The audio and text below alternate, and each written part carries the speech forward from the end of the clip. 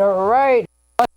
Accordion Cool, because I'm sitting here and this is what the sign says, and this is Coach Dave. Now today we're going to do something just a little different. This is an accordion, if you realize that over all the years. However, it's also a totally electronic instrument, so there's no accordion sounds in it except for the electronic accordion. To be perfectly honest, most of them aren't very good, but I found a couple, so today we're actually going to be playing an accordion, plus all the other sounds that I use. That's why I figured that first song would be quite appropriate, called Anything Goes, in 1934 from a play of the same name, Anything Goes, by Cole Porter. So if you hear any squeaks or squawks today that don't sound like they belong there, other than the normal ones, then it's the accordion. It certainly can't be me. So we're just kind of doing a dealer's choice on songs. Now this next tune came from a show called Whoopee, 1928. And the song is called Makin' Whoopee. And it was first recorded by Eddie Cantor. Remember Eddie Cantor? Wow, it goes back a long way. It's a little tune, Makin' Whoopee. Let's see what it sounds like.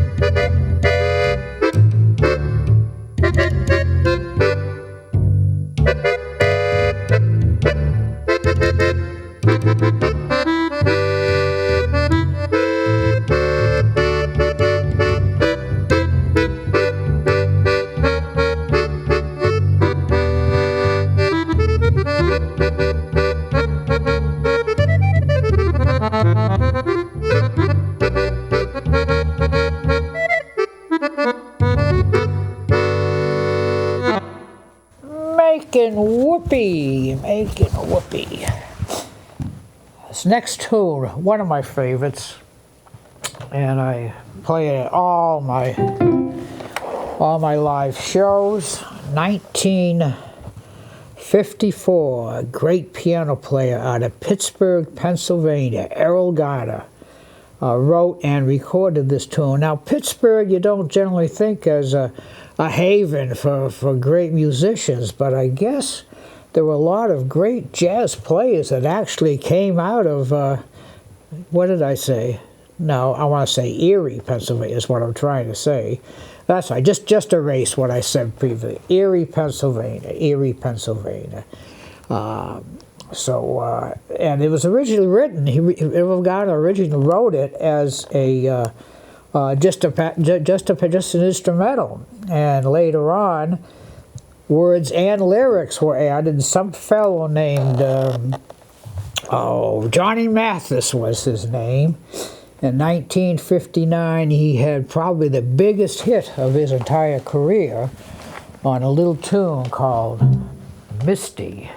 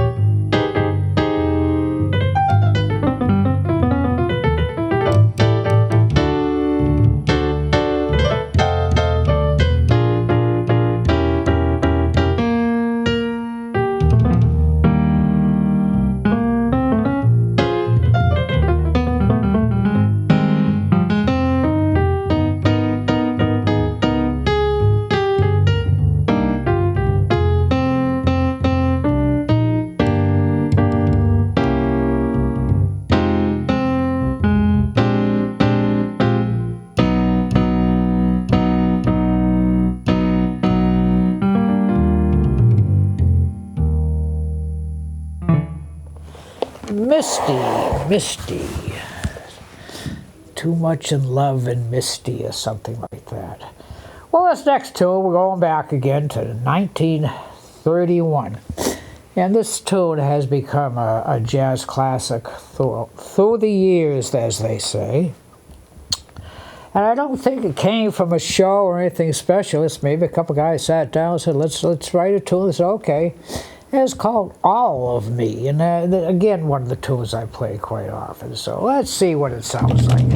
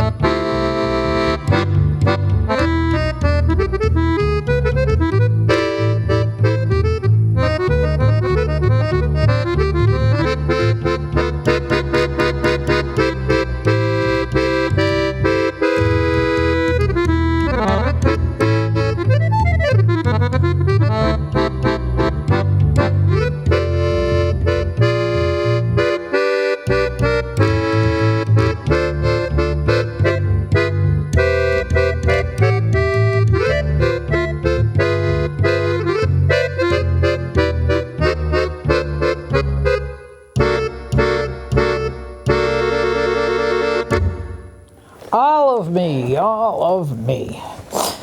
Well, this next tune, I believe, is around 1947. And a fellow named Irving Fields, he was a piano player from Brooklyn, but he sort of relocated to Miami Beach and played there. He actually was playing when he was 95 years old. So I guess maybe there's hope for me. I don't know. We'll see. But he wrote this particular tune, and it's about Miami Beach, because it's called the Miami Beach Rumba. So let's see.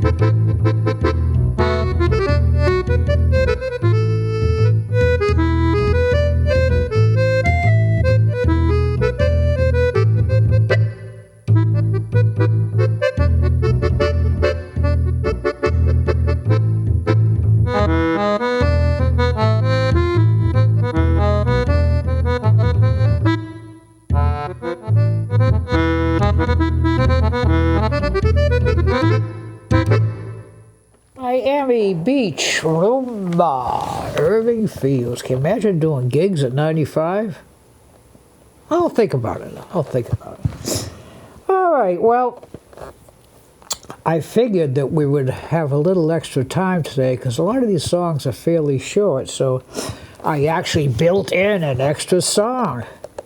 So it's not anything extra. It's just going to be part of what we're doing. Now, as you notice, I've been, different genres. We had ballads, we had Latin, we had up-tempo. Well, this tune, we're going to do a country tune. Written by a fellow named Curly Putnam, I believe his name was. Back around around 65. And several people recorded it, and it did pretty well. And in 1966, a fellow named Tom Jones, remember Tom Jones? Well, he recorded this song and literally had a worldwide hit on it. Like I say, it's a little country tune, so I'm going to try and play a country bass and not get carried away over here, but just to kind of lend the flavor. A little tune called The Green, Green Grass of Home. Now, this is a sad tune because this fellow's coming home. That's always good.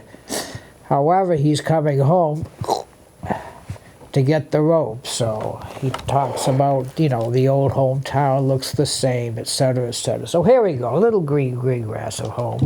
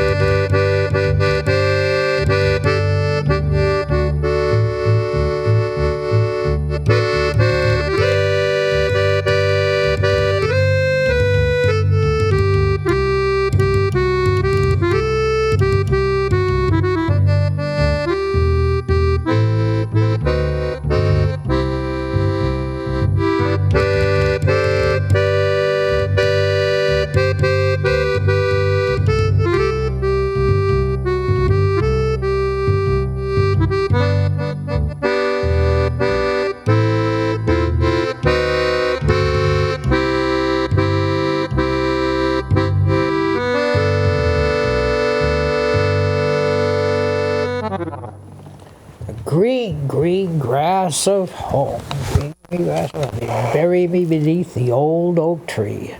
Ah, well. All right, we're getting down towards the end of our time. Now, this last tune, back in the wedding band days. You always had to play a bunch of sing-along songs. Oh, did I hate those songs. And this was one of the biggies, and I hated it as much as all the others. And all of a sudden, the jazz guys got a hold of it, and now I love it. Little Tool from 1926 called Bye Bye Blackbird. Now this is going to be a little rapid, so I suggest you don't try to tap your foot or anything to this, because I cannot be responsible for any sprains or strains that may develop. So let's see what happens. Here we go.